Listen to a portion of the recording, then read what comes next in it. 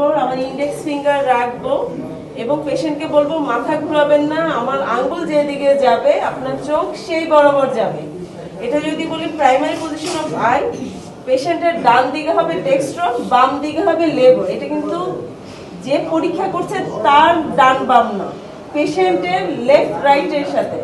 পেশেন্টের right side আমরা dextro বলি, লেফট সাইড লেবো বলি।